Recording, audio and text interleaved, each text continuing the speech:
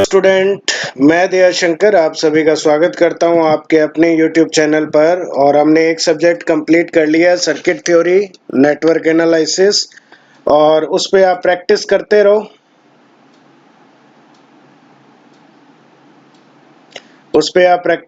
रहो।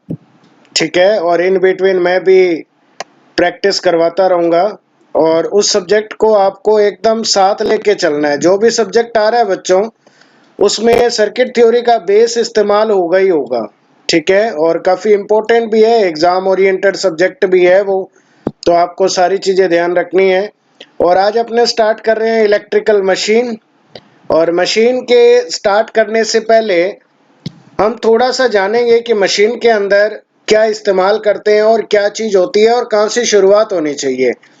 मशीन में आपको हर दिन हर चैप्टर को प्रैक्टिस के अंदर यूज में लेके आना है। अगर आप प्रैक्टिस के अंदर यूज में लेके आओगे, ये अपना 25-30 दिन जितने दिन भी ये मशीन चलेगा, अगर आप हर दिन इसको प्रैक्टिस में लेके आओगे तो इन द एंड महीने के बाद आपका मशीन रेडी हो जाएगा।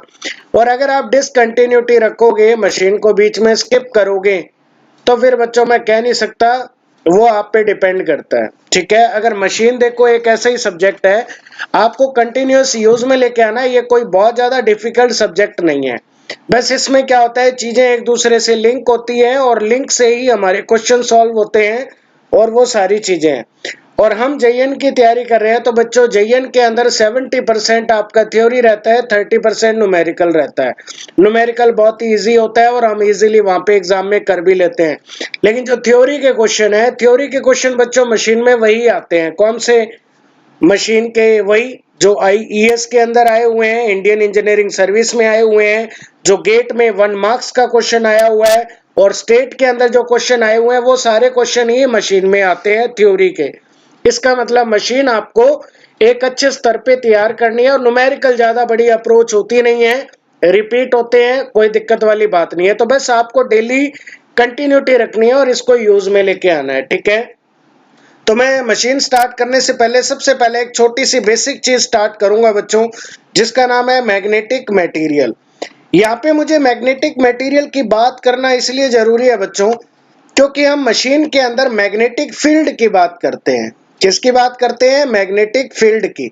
तो मैग्नेटिक फील्ड बच्चों अगर हमारा क्रिएट करना है और हमें कहीं पे भी जनरेट करना है, तो उसके लिए मैग्नेटिक मटेरियल की जरूरत होती है। क्योंकि पूरी मशीन में हमारे जो भी रोटर है, स्टेटर है, ट्रांसफार्मर की कोर है, they all are magnetic material. तो सबसे पहले हम पढ़ेंगे मैग्नेटिक मटेरियल के बारे में। ओके, तो स्टार्ट करते हैं।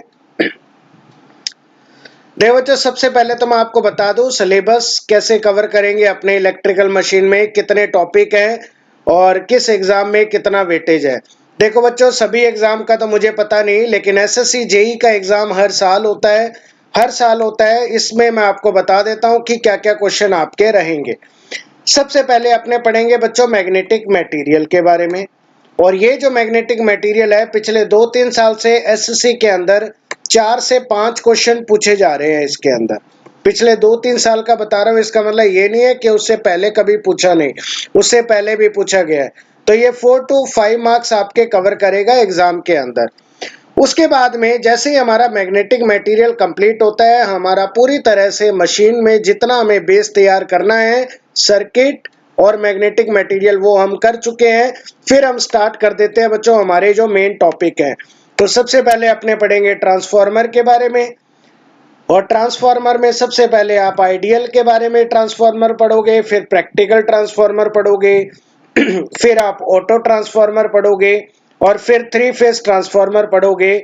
और एसएससी जेईई एग्जाम में 3 से 4 क्वेश्चन पेपर के अंदर ट्रांसफार्मर से आते हैं। और मैं आपको एक चीज बताऊं बच्चों, एसएससी जेईई में मैं आपको बता भी दूंगा, उन लाइनों से बाहर कोई लाइन भी नहीं आएगी। आप चाहे रट्टा मार के चले जाओ, मशीन आपने समझी नहीं है, लेकिन जो जो मैं लाइन बताऊं उसको रट्टा मार के भी चले जाओ, आप क्वेश्चन कर लोगे।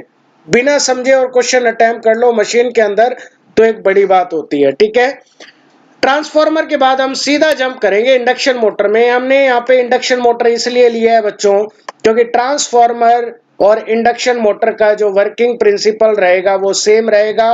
बस फर्क इतना है, इंडक्शन मोटर का एक नाम जो पढ़ चुके हैं उन्होंने सुना होगा, इसे रोटेटिंग ट्रांसफार्मर भी कहते हैं इंडक्शन मोटर को। इसका मतलब अगर आपने ट्रांसफार्मर अच्छे से पढ़ा है तो इंडक्शन मोटर में उसके अलावा कुछ भी नहीं है। और इसके भी एग्जाम में आपके 3 से 4 क्वेश्चन आते हैं और बहुत ही आसान लेवल के होते हैं। 3 फेज के साथ बच्चों मैं इसमें आपको सिंगल फेज इंडक्शन मोटर भी डिस्कस करूंगा, क्योंकि बच्चों जितनी भी सिंगल फेज मोटर है, सिंगल फेज मोटर को हम मशीन में छोटी मोटर कहते हैं। छोटी का मतलब फ्रैक्शनल किलोवाट मोटर कहते हैं। तो फ्रैक्शनल किलोवाट में सिंगल फेज इंडक्शन मोटर एक ऐसा टॉपिक है जो हर पेपर में एक क्वेश्चन आएगा, ठीक है। बाकियों का देखो चेंज होता रहता है, लेकिन इसका एक क्वेश्चन 100% आएगा और 2 भी हो सकते हैं, और ये भी हो सकता है कि फ्रैक्शनल किलोवाट में पूरा सिंगल फेज इंडक्शन मोटर ही पूछ लिया जाए। उसके बाद में हम स्टार्ट करेंगे बच्चों डीसी मशीन। तो डीसी मशीन के जो कंसेप्ट होंगे, जो इसका कंस्ट्रक्शन होगा, जो इसकी चीजें होंगी, वो लगभग आपकी एसी मशीन में अप्लाई होगी। तो डीसी मोटर और जनरेटर की बात करेंगे डीसी मशीन में, और 4 से 5 क्वेश्चन रहेंगे। ध्यान रखें, एसी मशीन में बड़ा न्यूमेरिकल बनता है, इसलिए एसी मशीन के न्यूमेरिकल एग्जाम में बहुत ही रेयर देखने को मिलते हैं जो जेईएन की तैयारी करने जा रहे हैं। जेईएन वाले अगर एसी मशीन की बात करें तो बहुत ही कम पूछा जाता है, लेकिन अगर गेट और ईएस की बात करें तो ये सबसे ज्यादा पूछा जाता है, क्योंकि इट विल बिकम कॉम्प्लिकेटेड, थोड़ा सा कॉम्प्लिकेटेड रहता है बच्चों के लिए। और डीसी मशीन सबसे ज्यादा पूछी जाती है अगर मैं एसी मशीन और डीसी मशीन की बात करूं, ठीक है। इसमें आपको एसएससी जेई के अंदर 2 से 3 क्वेश्चन मिलेंगे, और वो मैं बता भी दूंगा कहां से मिलेंगे और क्या मिलेंगे। उसके बाद में आता है फ्रैक्शनल किलोवाट मोटर। ये वो छोटी मोटर हो गई बच्चों, यूनिवर्सल मोटर हो गई, हिस्टैरिसीस मोटर हो गई, है ना, स्टेपर मोटर हो गई, तो वो सब हम बात करेंगे। तो इसके 2 से 3 क्वेश्चन एग्जाम में रहते हैं।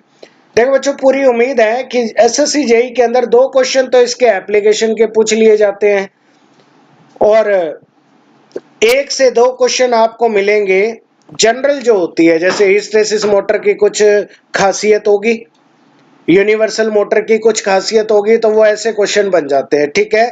तो ये तो थे हमारे बच्चों टॉपिक्स जो हम कवर करेंगे, और इस ऑर्डर से हम चलेंगे, ठीक है। तो सबसे पहले अपने स्टार्ट करेंगे बच्चों बहुत ही बेसिक चीज, मैग्नेटिक मटेरियल, और 4 से 5 क्वेश्चन इसमें से आते हैं। वो क्वेश्चन भी डिस्कस करेंगे, कौन से आए हुए हैं वो भी डिस्कस करते हैं। ओके, तो स्टार्ट करते हैं।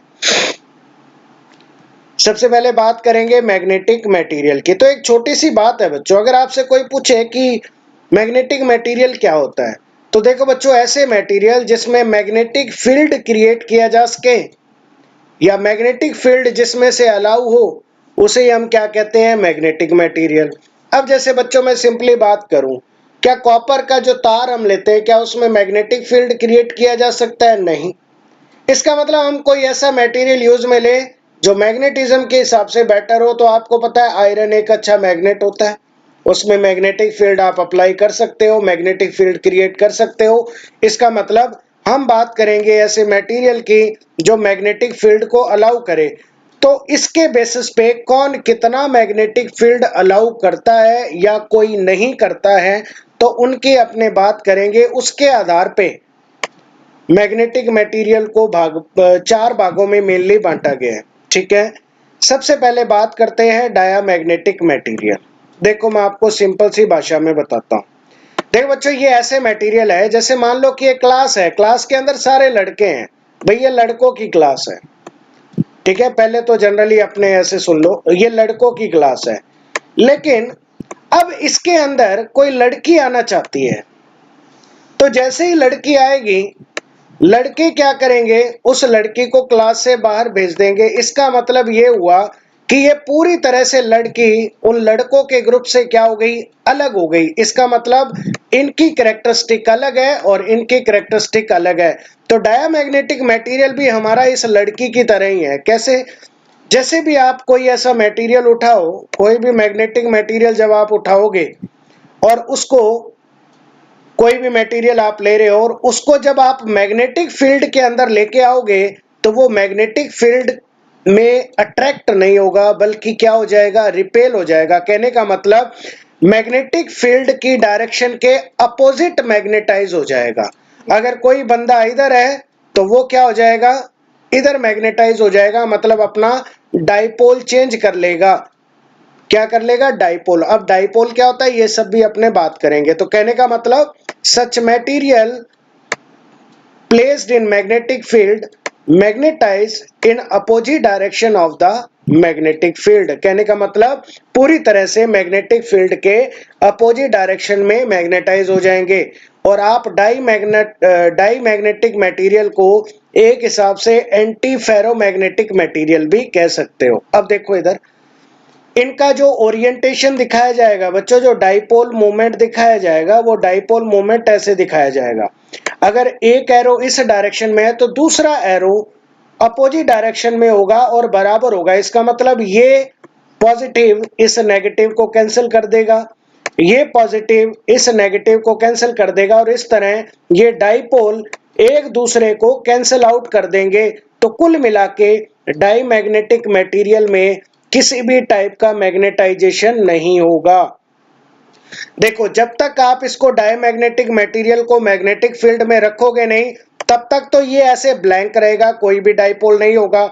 लेकिन जैसे ही आप रखोगे बच्चों तो ये क्या करेगा, इस टाइप का ओरिएंटेशन बनाएगा, डाइपोल का ओरिएंटेशन बनाएगा, जिसके कारण आपका पूरी तरह से मैग्नेटाइजेशन क्या हो जाएगा, कैंसल।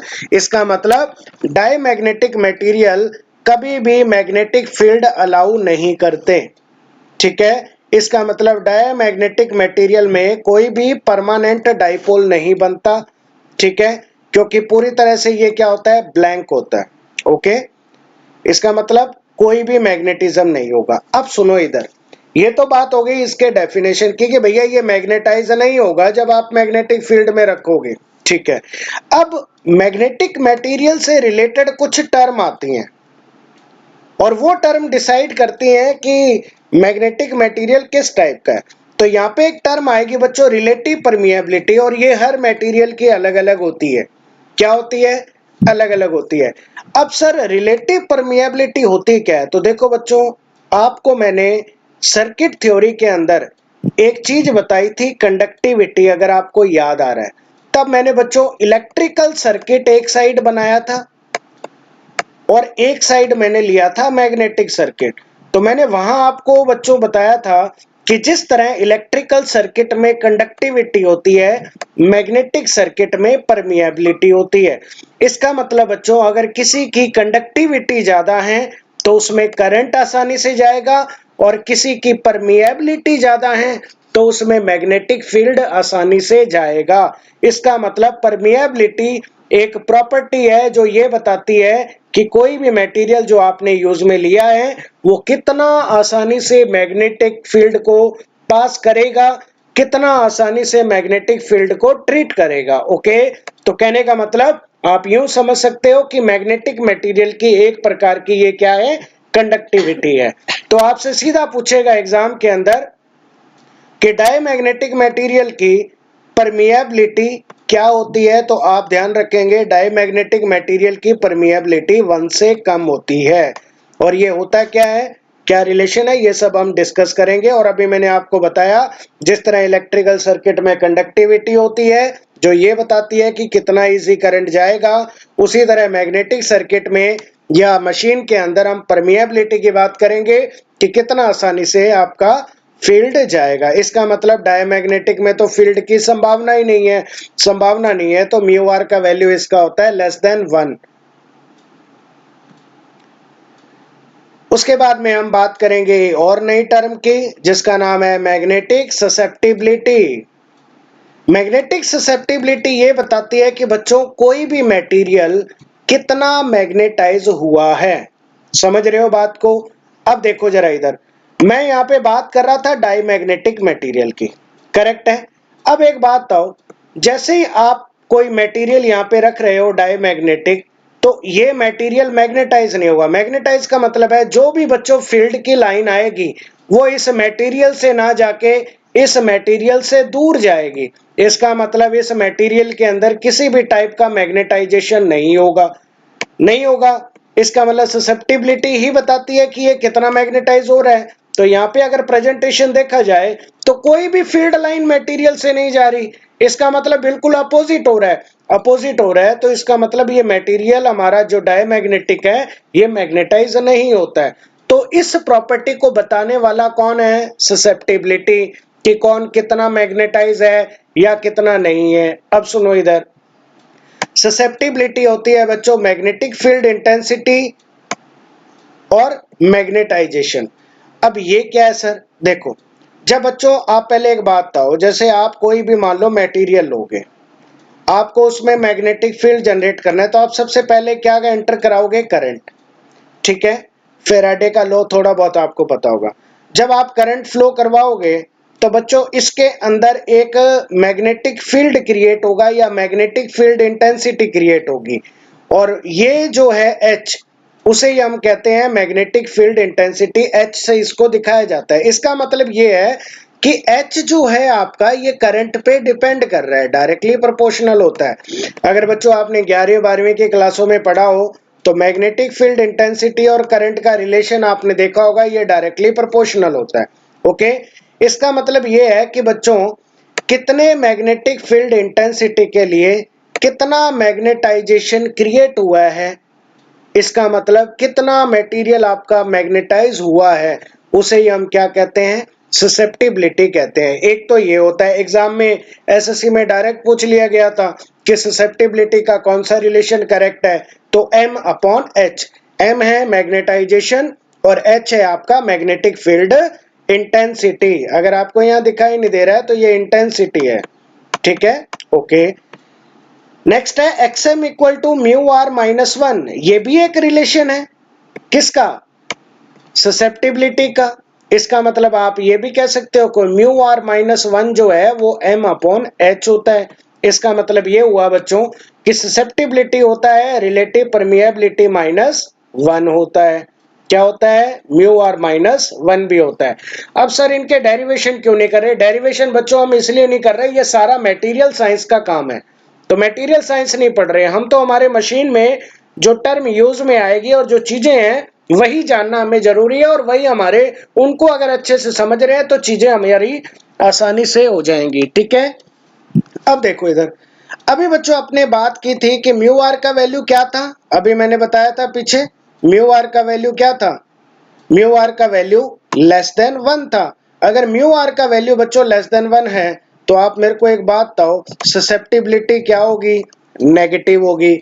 इसका मतलब ससेप्टिबिलिटी नेगेटिव होने का मतलब है कि ये अपोजिट बिहेव शो कर रहा है डायमैग्नेटिक मटेरियल। इसका मतलब बिल्कुल भी मैग्नेटाइजेशन क्रिएट नहीं हो रहा, सारे का सारा फील्ड आपके मटेरियल के सराउंडिंग में पास हो रहा है, मतलब इसके चारों तरफ से निकल गया। समझ रहे हो बात को? ओके, इसका मतलब सीधा क्वेश्चन आएगा आपके कि डायमैग्नेटिक मटेरियल के लिए परमिएबिलिटी होती है तो आप बोलोगे लेस देन वन, ससेप्टिबिलिटी होती है आप बोलोगे नेगेटिव, क्योंकि भाई म्यू आर का वैल्यू लेस देन वन रखोगे तो माइनस वन आएगा। इसका मतलब ये क्या आएगा? माइनस का वैल्यू आएगा। समझ रहे हो बात को? ओके, नेक्स्ट देखो आगे। अब बात करेंगे, और ये क्वेश्चन बच्चों एसएससी 2017 और 18 के अंदर पूछा जा चुका है।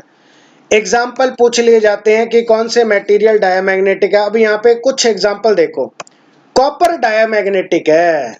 इसका मतलब बच्चों आप जब भी ट्रांसफॉर्मर पढ़ते हो, मेरे को एक बात बताओ, कभी भी आपने कोर कॉपर की सुनी है क्या? नहीं सुनी। क्यों? क्योंकि वो मैग्नेटिक फील्ड पास होने ही नहीं देता। वो मैग्नेटिक फील्ड को क्या करता है? मैग्नेटिक फील्ड को उतना ही क्या करता है? अपोज करता है। इसका मतलब कभी भी कॉपर की हम कोर नहीं बनाते, कॉपर की वाइंडिंग बनाते हैं। क्यों? क्योंकि ये कंडक्टिंग मटेरियल अच्छा है, न कि मैग्नेटिक मटेरियल अच्छा है। सिल्वर की भी हम वायर बनाते हैं, इसका भी हम कोर नहीं बनाते क्योंकि डायमैग्नेटिक मटेरियल है। तो ये दो एग्जांपल तो आपको एकदम अच्छे से पता होना चाहिए कि कॉपर और सिल्वर डायमैग्नेटिक मटेरियल है। इसका सर एल्यूमिनियम इसमें नहीं आएगा, वो हम अभी बात करेंगे। इसके अलावा बच्चों लेड हो गया, सीसा, ये तो सबको पता है, डायमंड सबको पता है, जिंक हो गया, बिस्मिथ हो गया। बस आपको मेन चीज ये ध्यान रखनी है कि कॉपर और सिल्वर डायमैग्नेटिक मटेरियल है। ओके बच्चों, आओ अब हम बात करते हैं बच्चों परमिएबिलिटी है क्या। वैसे बच्चों परमिएबिलिटी को हम दिखाते हैं म्यू नॉट म्यू आर से, और हालांकि मतलब मैं बता चुका हूं कि कितना आसानी से आपका मैग्नेटिक फील्ड पास होगा, ठीक है। म्यू नॉट का वैल्यू याद रखो बच्चों, और इसे कहते हैं एब्सोल्यूट परमिएबिलिटी, जो होती है 4 पाई इंटू 10⁻⁷ हेनरी पर मीटर। म्यू आर होता है रिलेटिव परमिएबिलिटी, और इसकी कोई यूनिट नहीं होती, ये फिक्स होती है किसी की 1 2 3 1 से कम, ये वो सब। और म्यू होता है जनरल परमिएबिलिटी। यहाँ पे थोड़ा करेक्शन करेंगे बच्चों, यहाँ पे नो यूनिट नहीं आएगा, ये मैंने गलती से यहाँ पे लिख दिया है, क्योंकि बच्चों म्यू नॉट की वैल्यू है हेनरी पर मीटर, म्यू आर की कोई यूनिट है नहीं, इसका मतलब म्यू की यूनिट होगी आपकी हेनरी पर मीटर, और ये मैं नोट्स में आपको करेक्शन करके दे दूंगा बच्चों, ठीक है। तो ये हेनरी पर मीटर होगी। नेक्स्ट हम आगे बात करें ओके। अब बच्चों हमारे सामने एक टर्म और आएगी, मैग्नेटिक फ्लक्स डेंसिटी। देखो, एक तो बच्चों B बराबर होता है म्यू नॉट H, ये हमारे BH कर्व में काम आएगा, ठीक है। म्यू नॉट का वैल्यू क्या होता है ये मैंने आपको बताया हुआ है। मैग्नेटिक फ्लक्स डेंसिटी की यूनिट है वेबर पर मीटर स्क्वायर। तो आप इसको यूं भी दिखा सकते हो बच्चों, ये वाला फॉर्मूला मैं आपको ऑलरेडी सर्किट में बता चुका हूं, यहाँ पे मैं मेन फॉर्मूलों की बात कर रहा हूं फाई अपॉन ए, तो वेबर पर मीटर स्क्वायर। अब एक बात तो बच्चों, ये म्यू नॉट आपका पता है ऑलरेडी बहुत कम है, अगर ये बहुत कम है लगभग 0 के बराबर है, इसका मतलब BH कर्व तो दिखाएगा ही नहीं डायमैग्नेटिक मटेरियल। क्या डायमैग्नेटिक मटेरियल BH कर्व को शो करेगा? क्या नहीं करेगा। क्यों? क्योंकि म्यू आर तो हो गया लेस देन 1, और ये पूरा सारा काम कितना हो गया? बहुत ही कम हो गया, इसका मतलब ये BH कर्व नहीं दिखाएगा। तो यहाँ पे आपको ये अभी रिलेशन याद रखना है कि B बराबर होता है म्यू नॉट H एप्सिलॉन, ये आपको वेक्टर दिखा रखा है डायरेक्शन, ठीक है। अब बात करते हैं, अब देखो एक बार फिर सुन लो, डायमैग्नेटिक मटेरियल वो होते हैं जिनमें मैग्नेटिक फील्ड जनरेट नहीं होता, जैसे मैग्नेटिक फील्ड में रखते हो अपोजिट मैग्नेटाइज हो जाते हैं, म्यू आर का वैल्यू लेस देन 1 होता है, ससेप्टिबिलिटी जो M अपॉन H होती है या म्यू आर माइनस 1 होती है उसका वैल्यू नेगेटिव आता है, ठीक है। ये सब अभी हमने डिस्कस किया। अब बात आती है पैरामैग्नेटिक की ठीक है। अब देखो इधर, पैरामैग्नेटिक मटेरियल बच्चों वो होते हैं जब आप इन मटेरियल को किसी मैग्नेटिक फील्ड में रखते हो तो ये थोड़ा सा क्या है, मैग्नेटाइज हो जाते हैं मैग्नेटिक फील्ड की डायरेक्शन में। मैंने बोला थोड़ा सा मैग्नेटाइज हो जाते हैं, समझ रहे हो बात को। जैसे मैंने ये प्रेजेंटेशन दिखाया हुआ है कि भाई ये तो आपका मान लो मेन फील्ड है, तो ये मेन फील्ड की डायरेक्शन में थोड़ा सा मैग्नेटाइज हो जाएंगे, मतलब इसी की डायरेक्शन में ओरिएंटेशन या डाइपोल दिखाएंगे तो थोड़ा सा मैग्नेटाइज हो जाएंगे, इसका मतलब इनमें मैग्नेटिक फील्ड थोड़ा सा क्रिएट होगा। कैसे बच्चों? ये ऐसे मटेरियल है बच्चों जिनके अंदर पहले से डाइपोल होता है, लेकिन प्रॉब्लम क्या है, जब तक आप फील्ड अप्लाई नहीं करते हो डाइपोल जिगजैग होता है, क्योंकि कोई डायरेक्शन नहीं मिली होती ना। जिस तरह बच्चों कंडक्टिंग मटेरियल में इलेक्ट्रॉन होते हैं, जब तक आप सप्लाई नहीं देते हो इलेक्ट्रॉन अलग अलग डायरेक्शन में घूमते रहते हैं, ठीक है। उसी तरह पैरामैग्नेटिक में होता है, जो आपके डाइपोल होते हैं वो अलग अलग डायरेक्शन में घूमते रहते हैं, लेकिन जैसे ही आप इनको सप्लाई दोगे मतलब फील्ड क्रिएट करोगे तो ये थोड़ा सा क्या हो जाएंगे, फील्ड की डायरेक्शन में मैग्नेटाइज हो जाएंगे, और मैग्नेटाइज होने से क्या होगा, इसमें थोड़ा बहुत फील्ड क्रिएट होगा और ये मैग्नेटिक प्रॉपर्टी शो करेंगे। और इनके लिए अगर बात करें बच्चों तो म्यू आर का वैल्यू ग्रेटर देन 1 होता है, लेकिन ध्यान रखें कई बार एग्जाम में म्यू आर ग्रेटर देन 1 नहीं देता, ये लगभग आपको क्या दे देता है, 1 दे देता है लगभग, मतलब 1 से थोड़ा सा ज्यादा होगा, 1 से क्या होगा, थोड़ा सा ज्यादा होगा, इसका मतलब क्या है, लगभग आपको कितना दे देगा, 1 दे देगा। और उसके बाद हम बात करें बच्चों ससेप्टिबिलिटी की, तो ससेप्टिबिलिटी होती है म्यू आर माइनस 1। अब म्यू आर का वैल्यू बच्चों 1 है तो ये ससेप्टिबिलिटी क्या होगी, पॉजिटिव। और अब एक चीज देखो बच्चों, पैरामैग्नेटिक मटेरियल कभी भी आपका मैग्नेटिक फ्लक्स डेंसिटी वगैरह शो नहीं करता है, इसका ग्राफ आता है लगभग लीनियर। कैसे? क्योंकि B बराबर मैंने अभी आपको बताया म्यू एच होता है। क्या होता है? Mu H. अगर B बराबर म्यू एच होता है तो यहाँ पे अगर खाली म्यू आर की बात करें तो ये लगभग 1 है, तो आपका ग्राफ लगभग बच्चों हर पॉइंट पे 1 आना चाहिए, मतलब आप H का वैल्यू 1 है तो B का वैल्यू 1, तो लगभग क्या रहेगा, लीनियर रहता है। इसका मतलब बच्चों ये ज़्यादा फील्ड क्रिएट नहीं करता है, ज़्यादा मैग्नेटिक फ्लक्स डेंसिटी शो नहीं करता है और इसका ग्राफ रहता है linear. Paramagnetic having permanent dipole, ये मैंने आपको बता दिया कि भाई इसमें परमानेंट पहले से डाइपोल होता है, डायमैग्नेटिक मटेरियल में नहीं होता है। In paramagnetic its magnetization is very less, भाई मैग्नेटाइजेशन बहुत कम होता है, ये मैं ऑलरेडी आपको डिस्कस कर चुका हूं। अब बात आती है एग्जाम्पल की कि ऐसे कौन से मटेरियल है जो आपके पैरामैग्नेटिक है। इसमें मेन याद रखो बच्चों, जो एग्जाम में पूछे भी जाते हैं, ऑक्सीजन, एल्यूमिनियम। अब पता चला बच्चों कॉपर डायमैग्नेटिक है लेकिन एल्यूमिनियम डायमैग्नेटिक नहीं है, एल्यूमिनियम पैरामैग्नेटिक है। Okay, potassium, crown glass, manganese, platinum, titanium, chromium, sodium, ये सारे कुछ एग्जाम्पल हैं जो आपको याद रखने हैं एग्जाम पॉइंट ऑफ व्यू से। ओके, नेक्स्ट देखो।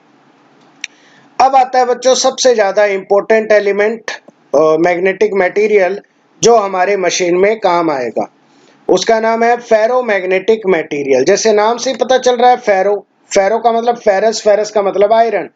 कहने का मतलब ऐसे मटेरियल जब आप उनको मैग्नेटिक फील्ड में रखते हो तो वो पूरी तरह से मैग्नेटिक फील्ड की डायरेक्शन में मैग्नेटाइज हो जाते हैं। क्या हो जाते हैं? मैग्नेटिक फील्ड की डायरेक्शन में मैग्नेटाइज हो जाते हैं। भाई स्टार्टिंग में जब तक आप फील्ड अप्लाई नहीं करोगे, इनके अंदर जो डाइपोल होगा वो पैरामैग्नेट की तरह होगा। क्या होगा? पैरामैग्नेट की तरह जिगजैग होगा। क्या होगा? जिगजैग होगा। लेकिन जैसे ही आप फील्ड अप्लाई करोगे, ये आपका जो डाइपोल बन जाएगा, ये बन जाएगा बच्चों फील्ड की डायरेक्शन में जब आप फील्ड अप्लाई करोगे। इसका मतलब ये हुआ कि आपका जो ओरिएंटेशन है ये पूरी तरह से मैग्नेटाइजेशन दिखाएगा। इसका मतलब ये हुआ बच्चों कि इनका मैग्नेटिक फील्ड बहुत ही ज्यादा होगा कंपेयरिंग विद डायमैग्नेटिक और पैरामैग्नेटिक। ओके, उसके बाद में हम बात करें म्यू आर की। देखो म्यू आर बहुत ज्यादा है एक से, तो आप एक बात बताओ, जिसका म्यू आर ज्यादा वो ज्यादा से ज्यादा फील्ड को क्रिएट करेगा, ज्यादा से ज्यादा फील्ड को लिंक करेगा, उसमें फील्ड ज्यादा से ज्यादा क्रिएट होगा, मतलब पास होगा। करेक्ट है। इसका मतलब ससेप्टिबिलिटी भी पॉजिटिव है, ये भी बहुत ज्यादा है। इसका मतलब ससेप्टिबिलिटी यही तो बताती है कि भाई आपने जब फील्ड अप्लाई किया तो कितना मैग्नेटाइजेशन क्रिएट हुआ। तो आप जरा एक बात बताओ बच्चों, अगर ये पॉजिटिव है इसका मतलब ये बहुत ज्यादा है, तो एक बात बताओ, एम बहुत ज्यादा, मैग्नेटाइजेशन बहुत ज्यादा क्रिएट होगा क्योंकि म्यू आर का वैल्यू एक से बहुत ज्यादा है। एक से बहुत ज्यादा है तो मान लो कि 2 है तो 2 माइनस 1 1 ही रहेगा। अगर मान लो 4 है तो 4 माइनस 1 3 रहेगा। इसका मतलब आपका मैग्नेटाइजेशन बहुत स्ट्रांग होगा। ठीक है, और यही कारण है बच्चों कि हम इलेक्ट्रिकल मशीन के अंदर फेरोमैग्नेटिक मटेरियल इस्तेमाल करते हैं। एक तो कारण ये है क्योंकि ये आसानी से फील्ड को पास कर देता है। क्योंकि बच्चों देखो सिंपल सा कंसेप्ट है, इलेक्ट्रिकल सर्किट में क्या होता है कि करंट हमेशा वही रास्ता चूज करता है जहां से वो आसानी से निकल सके। इसका मतलब जिस ब्रांच का आर कम होता है वहां वो आसानी से निकल जाता है। बिल्कुल वही रूल आपका मशीन के अंदर मैग्नेटिक मटेरियल के अंदर होता है। मैग्नेटिक मटेरियल में फ्लक्स का होता है कि जहां से फील्ड आसानी से निकल जाए वही रास्ता वो चूज करेगा। इसका मतलब अगर आपको मटेरियल चूज करना पड़े, अगर फील्ड को, मैग्नेटिक फील्ड को मटेरियल चूज करना पड़े तो वो फेरोमैग्नेटिक चूज करेगा कंपेयरिंग विद पैरामैग्नेटिक और डायामैग्नेटिक। क्यों? क्योंकि यहां से फील्ड हमारा बड़ा आसानी से निकल जाता है। ओके, नेक्स्ट देखो आगे। अब वही एग्जांपल बच्चों, आयरन हो गया, आपने सुना ही होगा कि ट्रांसफार्मर की कोर आयरन की बनी होती है, और ये सब कोबाल्ट हो गया, निकल हो गया, गैडोलिनियम हो गया, ये तो कोई याद रखने की जरूरत है नहीं। ठीक है, गैडोलिनियम हो गया। ओके, अब देखो इसमें डायामैग्नेटिक में आपने क्या देखा, जो भी फील्ड लाइन आई वो इससे पास हो गई साइड से। क्यों? डाइवर्ट हो गई, कन्वर्स तो ही नहीं। कन्वर्स हुई क्या? नहीं हुई, क्योंकि वो बाईपास हो गई। ये डायामैग्नेटिक का था। लेकिन अगर मैं बच्चों पैरामैग्नेटिक का, हालांकि मैंने दिखाया नहीं, अगर मेरे को पैरामैग्नेटिक का दिखाना हो तो पैरामैग्नेटिक का मैं कैसे दिखाऊंगा? भाई आएगी तो सही, कुछ लाइनें जो होंगी वो हमारी यहां से निकलेंगी, लेकिन ये पूरी तरह से कन्वर्ज नहीं होगी। ठीक है, लेकिन बच्चों अगर आप फेरोमैग्नेटिक मटेरियल लोगे तो इसके अंदर क्या होगा, जब भी फील्ड आपका, ये जो मटेरियल आप देख रहे हो ये फेरोमैग्नेटिक मटेरियल है, कोई भी मान लो आयरन है, जैसे ही आपका बच्चों फील्ड आएगा, इधर से जब भी फील्ड आएगा तो वो आपका कन्वर्ज होगा फील्ड के अंदर, इसका मतलब कन्वर्जिंग नेचर का आपका फील्ड होगा। ओके, जब आप पास करोगे किससे, फेरोमैग्नेटिक मटेरियल से। ओके, अब देखो बच्चों एग्जाम में कई बार पूछा जाता है कि क्यूरी टेम्परेचर क्या है। देखो हालांकि तो ये मटेरियल साइंस की बात है, लेकिन बच्चों हमारा जेईएन का पेपर है तो थियोरेटिकल चीजें होती हैं, तो कई बार ये चीज पूछ लेता है। क्यूरी टेम्परेचर बच्चों ये मैं इसलिए बता रहा हूँ, ये बस अभी आएगा, इसके बाद कभी नहीं आएगा मशीन में ये, ठीक है। तो कई बार ये क्वेश्चन आता है क्यूरी टेम्परेचर है क्या बच्चों। देखो मैं आपको बताता हूँ, ये जितने भी मटेरियल है बच्चों, अभी हमने पढ़े फेरोमैग्नेटिक, ये फेरोमैग्नेटिक मटेरियल है, आयरन, कोबाल्ट, निकल, गैडोलिनियम।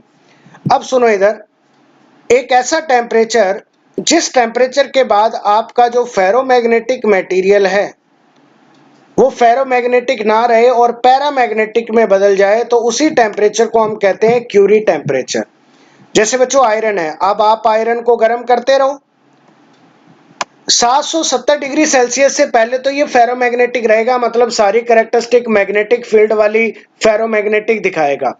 लेकिन 770 डिग्री सेल्सियस के बाद ये पैरामैग्नेटिक मटेरियल की प्रॉपर्टी दिखाएगा, इसका मतलब इसका मैग्नेटाइजेशन बहुत कम रह जाएगा।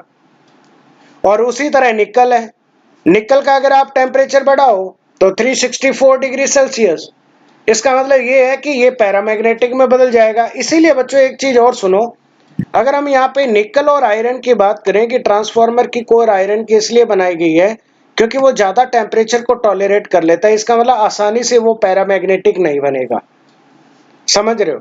तो वो सारी चीजें हमें ध्यान में रखनी पड़ती है। तो एग्जाम में पूछे कि क्यूरी टेम्परेचर क्या होता है, तो आप बोलोगे ऐसा टेम्परेचर जिस टेम्परेचर के बाद, पर्टिकुलर टेम्परेचर किसी मटेरियल का, फेरोमैग्नेटिक मटेरियल का, जिसके बाद वो पैरामैग्नेटिक में बदल जाए, किस में बदल जाए, पैरामैग्नेटिक में, तो उसे हम क्या बोल देंगे, उसे हम बोल देंगे क्यूरी टेम्परेचर।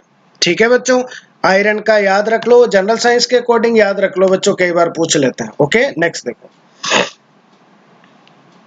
अब सुनो एक बात बच्चों, फेरोमैग्नेटिक मटेरियल की क्या खासियत है कि जब मान लो कि आपने स्टार्टिंग में दिया वो पूरी तरह से मैग्नेटाइज हो गया, लेकिन बच्चे इससे प्रॉब्लम क्या है, जब भी आप सप्लाई बंद कर दोगे, मान लो कि आपने सप्लाई देना क्या कर दिया, बंद, तो जैसे ही आप सप्लाई देना बंद करोगे बच्चों, तो मैग्नेटिक फील्ड इंटेंसिटी तो जीरो हो जाती है, लेकिन आपका मैग्नेटिक फ्लक्स डेंसिटी जो है उस कोर के अंदर या जो मटेरियल आपने यूज में लिया है वो जीरो नहीं होता।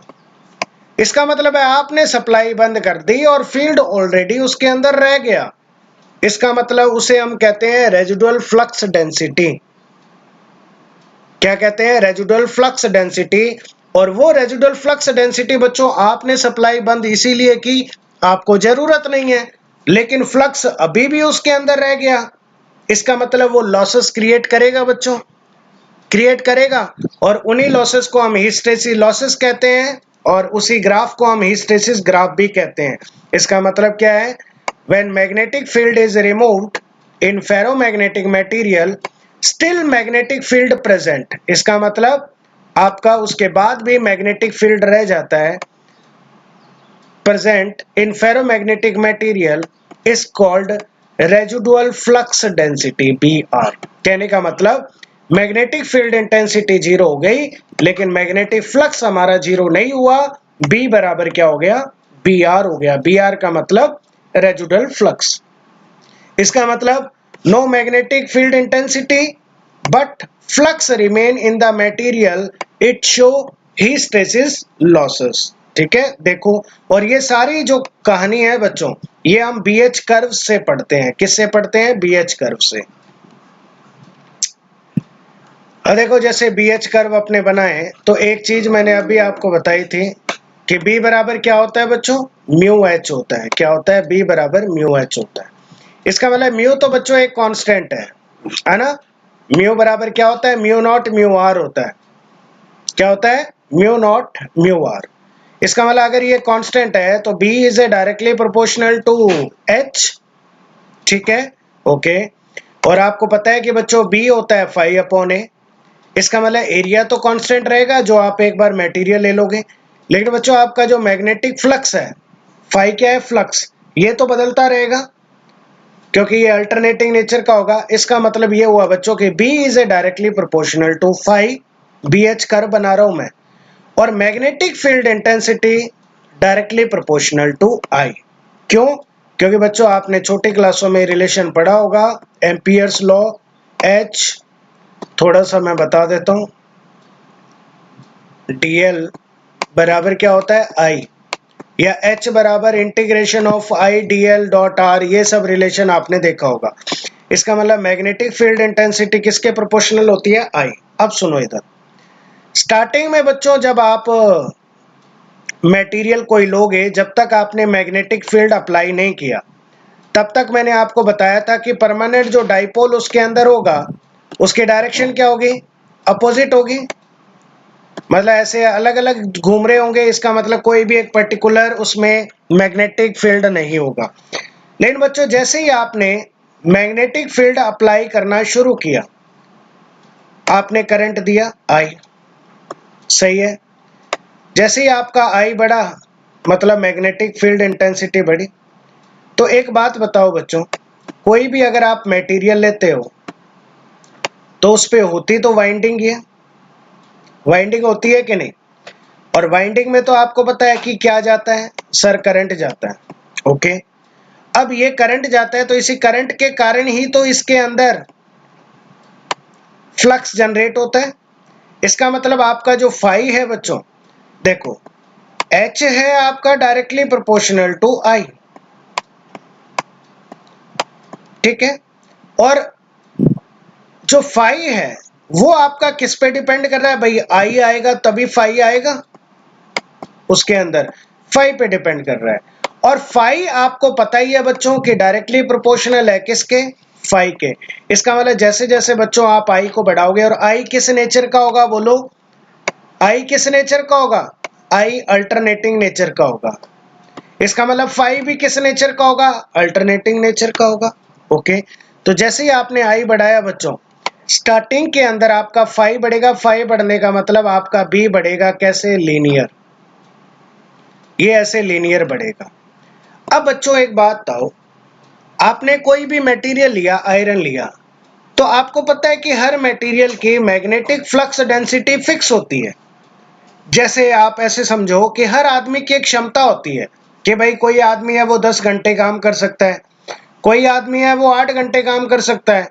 अब 10 घंटे के बाद ही आप उसको बोलो कि ये काम कर, या 10 घंटे बाद मान लो कि आपकी कैपेसिटी 8 घंटे पढ़ने की, मैं आपको बोलूं 8 घंटे बाद भी पढ़, तो आप पढ़ तो रहे हो, लेकिन दिमाग में आपके क्या है, आपको पता ही नहीं है कि मैं पढ़ क्या रहा हूं। इसका मतलब अब ये जो आगे की सिचुएशन है, ये बताता है कि आपका सैचुरेशन आ गया। इसका मतलब जो भी मटेरियल है अब वो सैचुरेशन में है।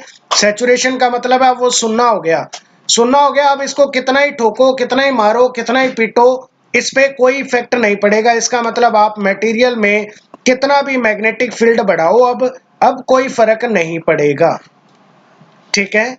अब बच्चों बात आती है ये, अब आप क्या करते हो, फील्ड कम करते हो, करंट कम किया, क्योंकि आपको क्या करना है, सप्लाई ऑफ करनी है। तो आपने क्या किया, I कम किया, I कम किया तो H कम हुआ, H कम हुआ तो B कम होगा। लेकिन बच्चों B ऐसे कम नहीं होगा, B आपका कुछ इस तरीके से कम होगा, इस तरीके से, और ये एक पर्टिकुलर A पॉइंट पे आएगा। और ये जब A पॉइंट पे आएगा उस टाइम पे आपकी सप्लाई हो जाएगी जीरो, मतलब आपने सप्लाई कर दी बंद।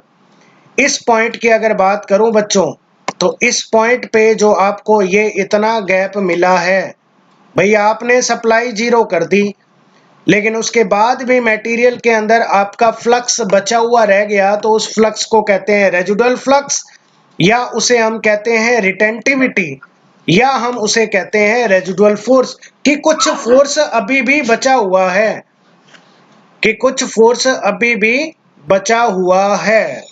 समझ रहे हो बात को? इसका मतलब ये हुआ कि आपका B जीरो नहीं हुआ बच्चों, लेकिन आपका H जीरो हो गया। करेक्ट है।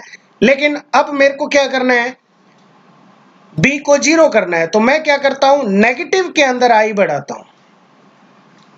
नेगेटिव के अंदर आई बढ़ाऊंगा तो मेरा एच भी नेगेटिव में बढ़ेगा, और नेगेटिव में एच बढ़ेगा तो मेरा एक पॉइंट आएगा, और उस पॉइंट को मैंने यहां पे दिखा रखा है सी से। किससे दिखा रखा है, सी से। इसका मतलब इस पर्टिकुलर सी पॉइंट पर, इस पर्टिकुलर सी पॉइंट पर मेरा बी हो गया 0, लेकिन एच सी 0 नहीं है। और इस पूरे गैप को हम कहते हैं बच्चों कोरेसिविटी, या आप इसको बोलेंगे कोरेसिव फोर्स। कोरेसिव फोर्स का मतलब है बच्चों, इस रेजिडुअल फोर्स को हटाने के लिए हमें एक फोर्स लगाना पड़ता है, उसे हम कहते हैं कोरेसिव फोर्स। ठीक है, ये नेगेटिव भी हो सकता है, नेगेटिव होगा उस टाइम पे एस सी पॉजिटिव होगा, और ये पॉजिटिव होगा उस टाइम पे एस सी आपका नेगेटिव होगा। समझ गए बीएच ग्राफ। इसका मतलब ये जो बच्चों आपको गैप दिखा है, इसी गैप को हम कहते हैं बीएच ग्राफ, बीएच लूप। और ये जितना ज्यादा होगा बच्चों रेजिडुअल फ्लक्स, उतना ही ज्यादा आपके हिस्टैरिसीस लॉसेस होंगे। इसलिए हमारा टारगेट यही रहता है बच्चों कि ऐसा मटेरियल चूज करें जिसका बीएच ग्राफ क्या हो, बहुत ही नैरो हो।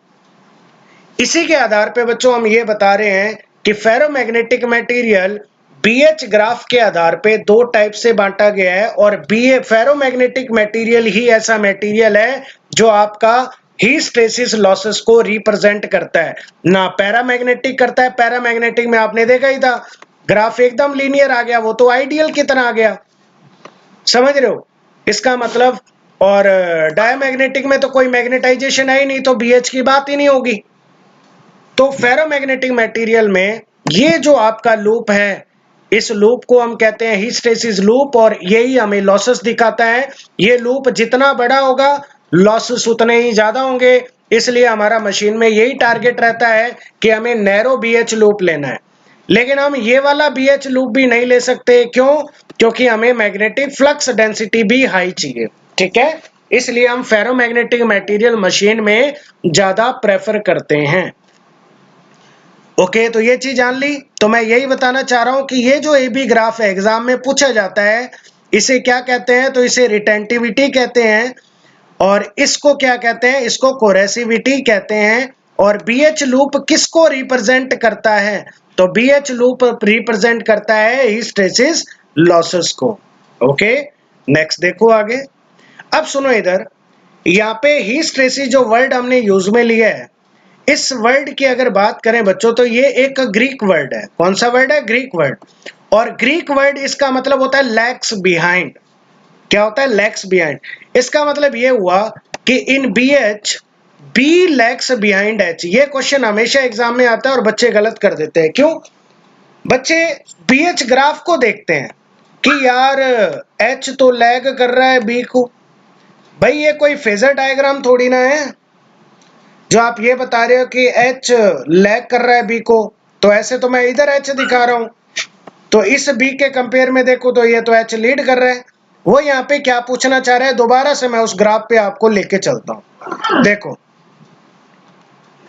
बी लैग्स बिहाइंड एच, इसका मतलब ये हुआ बच्चों कि बी जो है आपका, जब आप एच को बढ़ा रहे हो तो ये धीरे धीरे इसके पीछे पीछे आ रहा है, और धीरे धीरे आके ये 0 हो रहा है। इसका मतलब बी जो है उसका ग्राफ आपका एच के पीछे है। इसका मतलब बी लैग्स बिहाइंड एच है। और एग्जाम में ये क्वेश्चन अब आपको गलत नहीं करना है, इंपॉर्टेंट पॉइंट है, बहुत से एग्जाम में आ चुका है।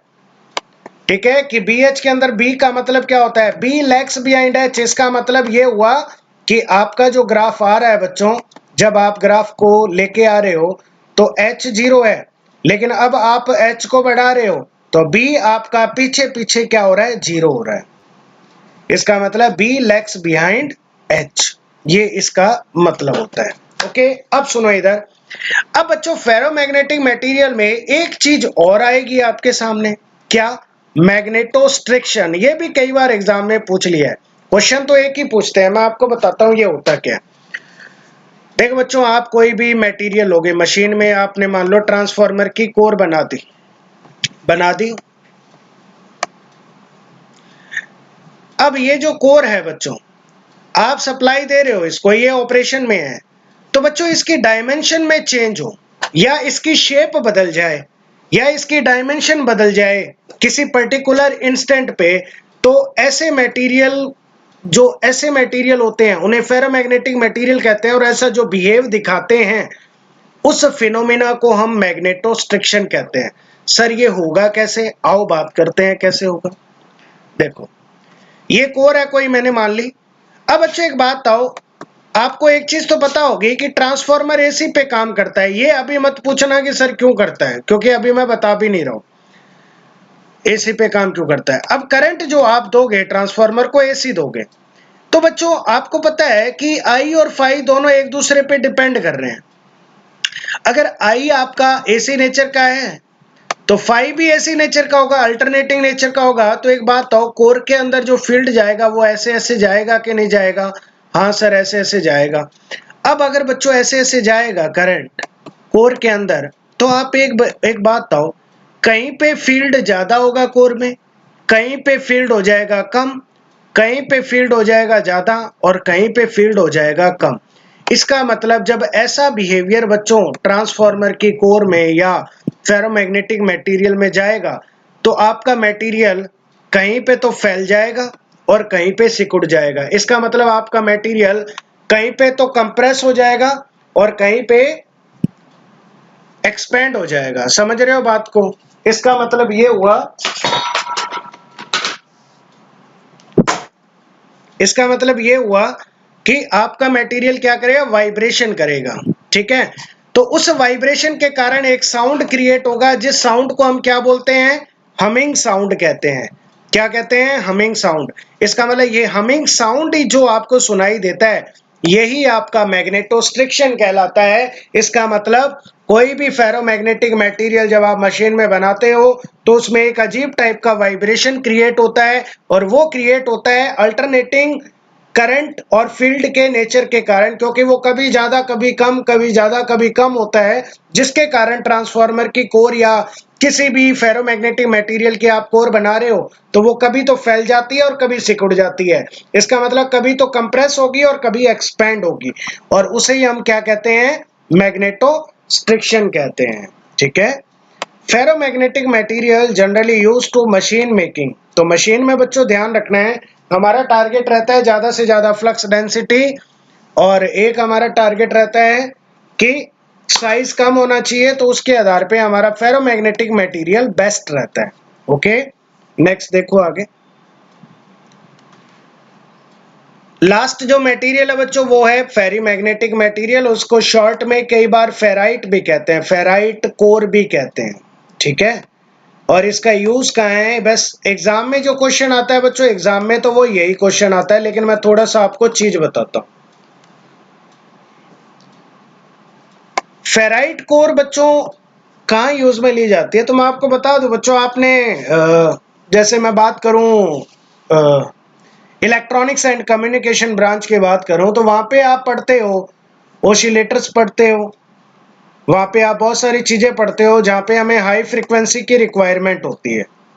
तो हाई फ्रीक्वेंसी और लो पावर की रिक्वायरमेंट जहां पे होती है, वहां पे अपने ट्रांसफार्मर की कोर, क्योंकि वहां पे अलग ट्रांसफार्मर होते हैं, लो पावर ट्रांसफार्मर होते हैं, और हम ट्रांसमिशन वगैरह की बात करते हैं तो हाई पावर ट्रांसफार्मर होते हैं, और फ्रीक्वेंसी 50 हर्ट्ज होती है, और आपने ऑसिलेटर वगैरह में देखा होगा मेगाहर्ट्ज, गीगाहर्ट्ज। इसका मतलब फेराइट कोर जो है, फेरी मैग्नेटिक मटेरियल जो कोर है, ये हम जनरली हाई फ्रीक्वेंसी कोर और लो पावर ट्रांसफार्मर के लिए यूज में लेते हैं। अब सुनो, फेरी मैग्नेटिक का जो ओरिएंटेशन है वो दिखाया होता है कुछ ऐसे। इसका मतलब ये जितना ऊपर होता है और उतना ही नीचे होता है। इसका मतलब बच्चों ये है कि ये मैग्नेटाइज बहुत कम हो रहा है। अगर मेरे को यहाँ से फील्ड निकालना पड़े और एक फेरोमैग्नेटिक मटेरियल से फील्ड निकालना पड़े, तो आप ये बताओ कि आसानी से किस में जाएगा? तो आप बोलोगे सर फेरोमैग्नेटिक में आसानी से जाएगा। इसीलिए बच्चों पावर ट्रांसफार्मर के अंदर हमारा यही टारगेट रहता है कि हमारा फील्ड आसानी से जाए, हम वही मटेरियल चूज करते हैं, और जहां पे ज्यादा हमारा परमिएबिलिटी हो, परमिएबिलिटी हाई हो, वही मटेरियल यूज में लेते हैं। इसका मतलब म्यू आर बच्चों इसका लार्ज तो होता है, लेकिन फेरोमैग्नेटिक मटेरियल से कम होता है और इसी कैरेक्टरिस्टिक और इसी प्रॉपर्टी के कारण हम फेरीमैग्नेटिक मटेरियल ट्रांसफार्मर में मशीन में यूज में नहीं लेते, फेरोमैग्नेटिक मटेरियल हम प्रेफर करते हैं। इसका मतलब ये है कि हमारा आगे जो भी हम डिस्कशन करेंगे वो हमारा फेरोमैग्नेटिक मटेरियल ही होगा। ससेप्टिबिलिटी बच्चों पॉजिटिव ही आएगी, एक्सएम होता है म्यू आर -1, ठीक है। एग्जाम्पल है फेरस ऑक्साइड Fe3O4। फेरीमैग्नेटिक मटेरियल की कुछ कैरेक्टरिस्टिक जो उसको स्पेशल बनाती है, हाई रेजिस्टिविटी। अब एक चीज और है बच्चों, यहाँ पे हाई रेजिस्टिविटी की अगर बात करूं तो एक पॉइंट डिस्कस करना है, ये चलो मैं आगे आपको बताऊंगा। मैं एडी करंट लॉसेस के बारे में थोड़ा सा आपको समझाऊंगा, ठीक है। जहाँ पे आपको क्या करना है, पावर कम रखनी है, ठीक है, तो वहां पे हम फेरीमैग्नेटिक मटेरियल इस्तेमाल लेते हैं। इस पॉइंट को हम लिंक कर सकते हैं वहां पे। कैसे? जैसे बच्चों अगर आपने मटेरियल साइंस पढ़ा है तो आपको इतना ध्यान होगा कि जो एडी करंट लॉसेस होते हैं वो हमारे रेजिस्टिविटी के इनवर्सली प्रोपोर्शनल होते हैं। इसका मतलब अगर बच्चों इनकी रेजिस्टिविटी हाई है तो इनका एडी करंट पावर लॉस कम किया जा सकता है। इसका मतलब जहां पे हमें एडी करंट या लो पावर रिक्वायरमेंट हो वहां पे हम कभी कभार इसका इस्तेमाल करते हैं, लेकिन स्पेशली इनको हम ट्रांसफार्मर जो हम पावर ट्रांसफार्मर बनाएंगे वहां इस्तेमाल नहीं करेंगे, ठीक है। डाइलेक्ट्रिक लॉस भी कम होते हैं, कोरेसिव फोर्स कम होता है। कोरेसिव फोर्स कम होने का मतलब है कि उसको कम फोर्स चाहिए फ्लक्स डेंसिटी को मिनिमाइज करने के लिए। क्यों? क्योंकि बच्चों फ्लक्स डेंसिटी ही मिनिमम होती है इसके अंदर, क्योंकि इसका डाइपोल देखो आप लगभग बराबर है। थोड़ा सा मैग्नेटाइजेशन इसमें, थोड़ा फेरोमैग्नेटिक से मैग्नेटाइजेशन कम क्रिएट होता है। उसके बाद में ये बच्चों हार्ड होता है, ब्रिटल होता है। तो अब ब्रिटल है बच्चों तो ट्रांसफार्मर को इधर उधर लेके जाना तो एक दिमाग में रहती है कि कोर कहीं टूट भी ना जाए, है ना। तो इसका मतलब क्या है कि मशीन बनाना थोड़ा इसके लिए डिफिकल्ट होता है, इसलिए हम ये मटेरियल यूज में नहीं लेते।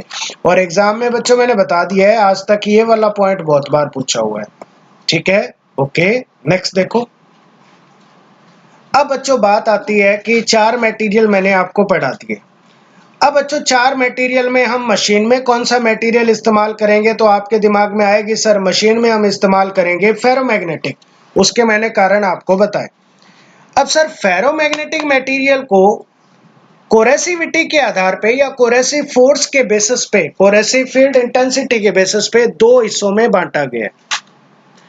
एक तो होता है हार्ड मैग्नेटिक मटेरियल, भाई हम मशीन में कौन सा मटेरियल इस्तेमाल करते हैं, हार्ड या सॉफ्ट, वो सब डिस्कस करते हैं। हार्ड मैग्नेटिक मटेरियल होता है हार्ड फेरोमैग्नेटिक मटेरियल, ठीक है। तो फेरोमैग्नेटिक मटेरियल हम दो टाइप से डिवाइड कर रहे हैं, एक तो हार्ड और एक सॉफ्ट। अब देखो क्या खासियत है, सारी बीएच कर्व से अकॉर्डिंग है बच्चों। हाई रेजिडुअल फ्लक्स होता है, देखो ये पॉइंट तो दोनों में ही सेम है, दोनों में लगभग हाई रहता है, ठीक है। रेजिडुअल फ्लक्स की कोई दिक्कत नहीं है, क्योंकि इनको बांटा किसके आधार पे गया, इनको बांटा गया एससी के आधार पे, उसको पॉइंट आउट करना है।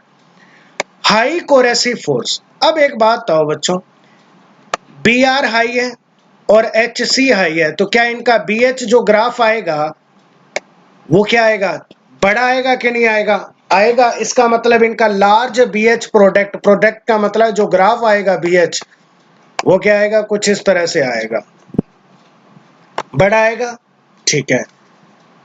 इनको हार्ड टू मैग्नेटाइज और हार्ड टू डीमैग्नेटाइज, इसका मतलब अगर बच्चों ये पहले से मैग्नेटाइज हो गए तो डीमैग्नेटाइज करना मुश्किल है, और अगर डीमैग्नेटाइज हो गए तो मैग्नेटाइज करना मुश्किल है। इसका मतलब ये हो गया कि ये मटेरियल हम ज्यादातर इस्तेमाल नहीं करते, लेकिन बनता किसका है ये। तो बच्चों आपने पीएमएमसी पढ़ा है मेजरमेंट के अंदर, परमानेंट मैग्नेटिक मूविंग कॉइल।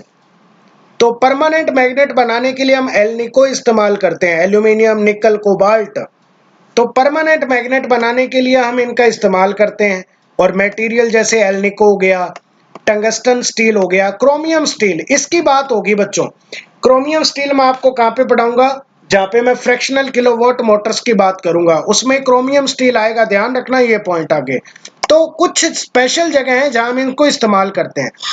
इसी तरह बच्चों आपने डीसी मोटर के अंदर या डीसी जनरेटर में भी मैं आपको बताऊंगा, वहां भी इसका यूज है। कई बच्चों को ध्यान है तो वो सुन लें। आपने सुना होगा कि डीसी मोटर सेल्फ एक्साइटेड होती है, डीसी जनरेटर सेल्फ एक्साइटेड होता है, तो उसको सेल्फ एक्साइट बनने के लिए पहले से रेजिडुअल फ्लक्स चाहिए ना, तो पहले से रेजिडुअल फ्लक्स चाहिए, तो वो सारा हमारा परमानेंट मैग्नेट में हम पहले से जनरेट कर सकते हैं। कुछ ट्रांसड्यूसर जो हमारे मेजरमेंट में आएंगे, PMMC permanent magnetic moving coil, मतलब मीटर वगैरह में इस्तेमाल करते हैं हम, ठीक है, ओके। नेक्स्ट आएगा सॉफ्ट मटेरियल। तो देखो बी आर तो मैंने आपको बता दिया, पॉइंट आउट करने की कोई जरूरत है भी नहीं इसको यहाँ पे।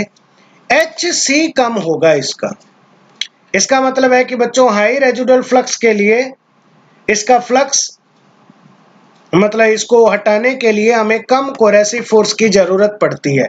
इसका मतलब हमने एक बार सप्लाई दे दी और उसका रेजिडुअल फ्लक्स अगर बहुत ज्यादा है तो बड़ा इजीली ही वो क्या हो जाएंगे,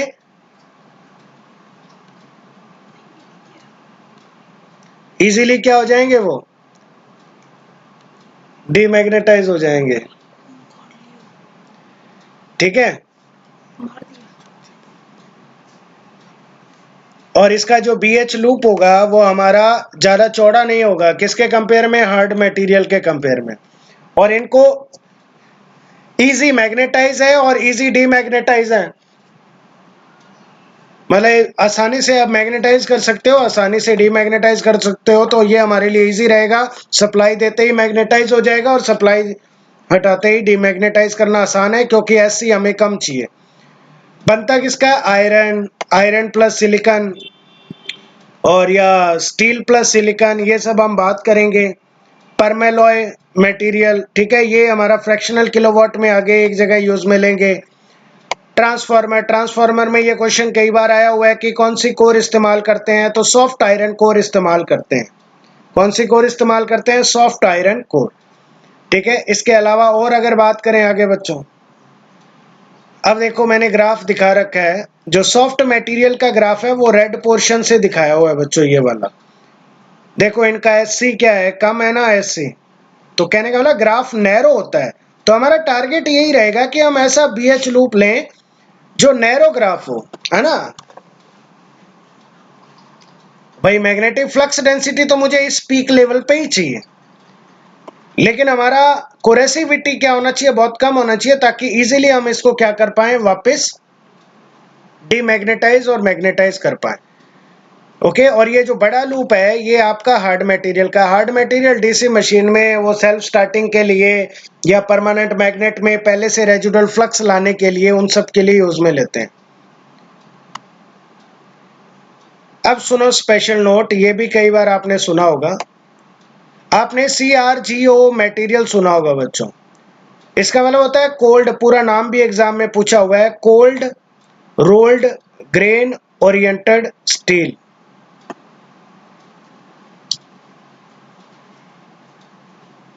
ग्रेन ओरिएंटेड स्टील। अब इसका मतलब सुनो बच्चों, कोल्ड का मतलब ठंडा, रोल्ड का मतलब रोलर, क्योंकि बच्चों आपको एक चीज पता होगी कि ट्रांसफार्मर जो होता है वो हमारा क्या होता है, लेमिनेटेड होता है।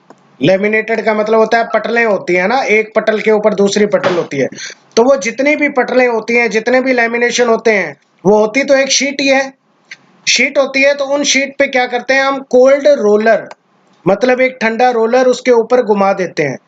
और उस मटेरियल में जो आपने मटेरियल यूज में लिया, स्टील की बात कर रहा है, तो स्टील के अंदर जो ओरिएंटेशन होता है उसको एक ओरिएंटेशन देने के लिए, ताकि एक उसका ओरिएंटेशन मिल जाए, ग्रेन ओरिएंटेड स्टील, ठीक है।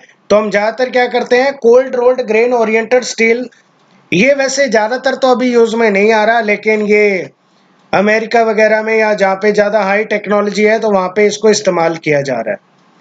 Silicon steel. अब एक चीज और ध्यान रखनी है, हम कई बार बच्चों स्टील में सिलिकॉन भी मिलाते हैं, हालांकि इसके बारे में कल दोबारा से डिस्कशन करूंगा। स्टील के अंदर हम जो सिलिकॉन मिलाते हैं वो 3 से 5% ही मिलाते हैं। नंबर ऑफ टाइम्स एग्जाम में पूछा जा चुका है कि 3 से 5% क्यों मिलाते हैं, ये मैं बताऊंगा अभी, ज्यादा क्यों नहीं मिलाते। 3 से 5% सिलिकॉन मिलाते हैं, इससे होगा क्या बच्चों, इससे बच्चों हमारा जो टारगेट है BH कर्व को नैरो करना, क्योंकि अगर बच्चों BH कर्व नैरो हो जाएगा तो हमारे हिस्टेरेसिस लॉसेस कम हो जाएंगे। तो हिस्टेरेसिस लॉसेस को कम करने के लिए मेन टारगेट तो ये हो गया। इसके अलावा बच्चों ये एडी करंट लॉस भी कम कर देता है। सर एडी करंट लॉस कैसे कम करेगा? तो बच्चों मैंने सर्किट थ्योरी के अंदर आपको सिलिकॉन की रेजिस्टिविटी बताई थी जो ज्यादा थी, याद आ रहा होगा, नहीं याद आ रहा है तो देख लेना। अगर बच्चों इसकी रेजिस्टिविटी ज्यादा होगी तो मैंने अभी थोड़ा सा रिलेशन आपको बताया था कि मटेरियल साइंस में एक रिलेशन है कि ये रेजिस्टिविटी के इनवर्सली प्रोपोर्शनल होता है। अगर बच्चों सिलिकॉन की रेजिस्टिविटी बहुत हाई होगी तो एडी करंट लॉसेस भी क्या होंगे? कम होंगे। और सिलिकॉन की रेजिस्टिविटी हाई होती है कंपेयरिंग विद कार्बन, कॉपर और ये सब जो भी है। ओके, अब बात करते हैं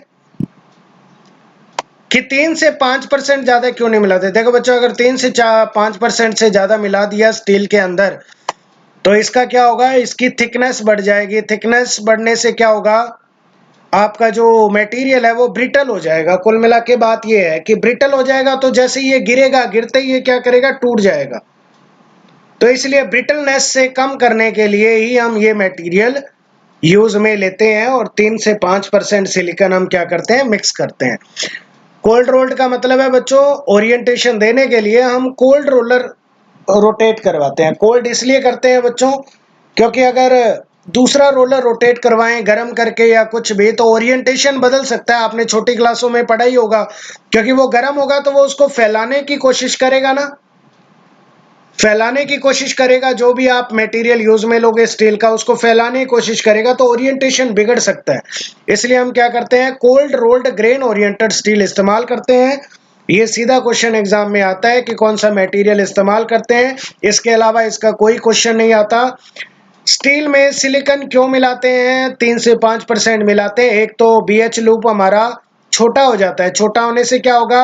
हिस्टेरेसिस लॉसेस कम हो जाएंगे। और एक सर्किट में मैंने आपको बताया था बच्चों कि सर्किट के अंदर इसकी रेजिस्टिविटी क्या होती है? हाई, है ना? रेजिस्टिविटी हाई होती है जिसके कारण इसका एडी करंट लॉसेस हमारे कम हो जाएगा। और ये एडी करंट लॉसेस और हिस्टेरेसिस लॉसेस का जो फॉर्मूला है डिटेल में वो मैं कल डिस्कस करूंगा। Okay, thank you.